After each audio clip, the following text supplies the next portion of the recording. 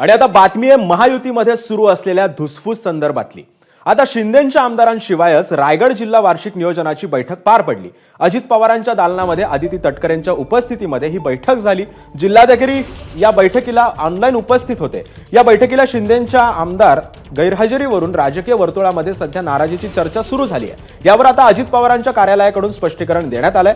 नाशिक आणि रायगड जिल्ह्याला पालकमंत्री नाहीत म्हणून केवळ मंत्र्यांना बैठकीसाठी बोलावलं असून रायगडचे मंत्री म्हणून आदिती तटकरे आणि भरत गोगावले यांना निमंत्रण देण्यात आलं होतं, अशी माहिती अजित पवारांच्या कार्यालयाकडून देण्यात आली।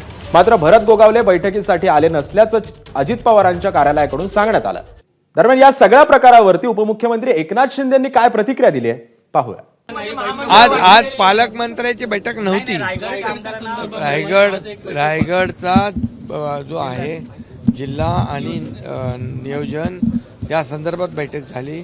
पालकमंत्र्याचा वाद देखील लवकर भेटेल। काही आमदारांनी त्यांच्या ज्या काही भागातल्या सूचना असतील त्या त्यांनी द्याव्यात, त्याचाही अंतर्भाव मी आणि मुख्यमंत्री आणि अजितदादा फायनान्स मिनिस्टर आम्ही मिळून त्या आमदारांच्या सूचना, त्यांच्या भागातले जे काही प्रश्न आहेत ते देखील आम्ही त्याच्यामध्ये बजेटमध्ये घेऊ।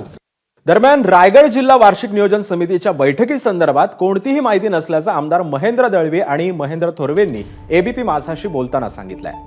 आज रायगड जिल्ह्याची जिल्हा नियोजन समितीची ऑनलाईन बैठक मंत्रालयात घेण्यात आली।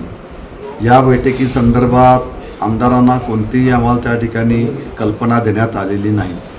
कलेक्टर ऑनलाईन बैठकीला उपस्थित जातात, मग आमदार लोकप्रतिनिधी म्हणून आम्हाला का बोलवण्यात आलं नाही?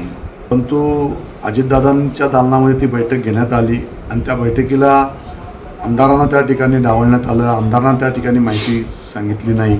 त्यामध्ये रायगड जिल्ह्यामध्ये जे काही आता राजकारण सुरू आहे हे जाणीवपूर्वक शिवसेनेच्या आमदारांना डावललं जाते का, अशी परिस्थिती आज निर्माण झालेली आहे। आम्हाला तिन्ही आमदारांना किंवा रायगडच्या कुठल्याही आमदाराला याचं निमंत्रण नव्हतं, पण आम्ही बघितलं तर आदिती तटकरे ज्या मंत्री आहेत त्या मिटिंगला त्या उपस्थितीमध्ये होत्या आणि शासकीय अधिकारी सगळे डीपी वगैरे उपस्थित होते। मी आता माहिती घेताना कळलं असं की दादांच्या उपस्थितीमध्ये जिल्हा नियोजनची आढावा बैठक झाली। खरं तर स्थानिक लोकप्रतिनिधींना त्यांच्या कामास्वरूपात याच्या अगोदर ती एक बैठक होऊन जिल्हाधिकारी स्तरावरती त्याचं नियोजन करून त्या बैठकीला जाणं काळाची गरज होती, पण या संदर्भातली कुठलीही चर्चा झालेली नाही आहे। आणि त्याच्यामुळे आम्हाला असं वाटतं की आम्हाला त्या याच्यात डावललं असं दिसतंय। दरम्यान या संदर्भामध्ये दादा भुसे आणि योगेश कदमांनी काय प्रतिक्रिया दिली आहे पाहूयात। प्रत्येक जिल्ह्याच्या साठी डीपीडीसीची अशी बैठक संपन्न होते। कोणाकोणाला निमंत्रित करण्यात आलेलं आहे तर असे सांगितलं जातं की फक्त तुम्ही असेल राष्ट्रवादीचे 2 मंत्री एवढेच फक्त उपस्थित मंत्री आहेत। आमदारांना त्यासाठी निमंत्रण नाही अशी माहिती मिळते, नेमकं काय वस्तू?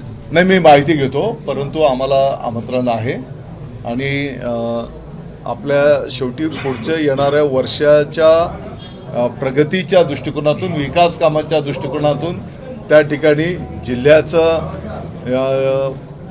तिथे मांडणी करणं। ऑलरेडी मी त्याच्यावरती बोललेलो आहे आणि रायगडचे पालकमंत्रीपद शिवसेनेला मिळावं अशी आम्ही विनंती केलेली आहे। ऑलरेडी मी त्याच्यावरती बोललेलो आहे आणि रायगडचे पालकमंत्रीपद शिवसेनेला मिळावं अशी आम्ही विनंती केलेली आहे। एबीपी माझा, उघडा डोळे बघा नीट।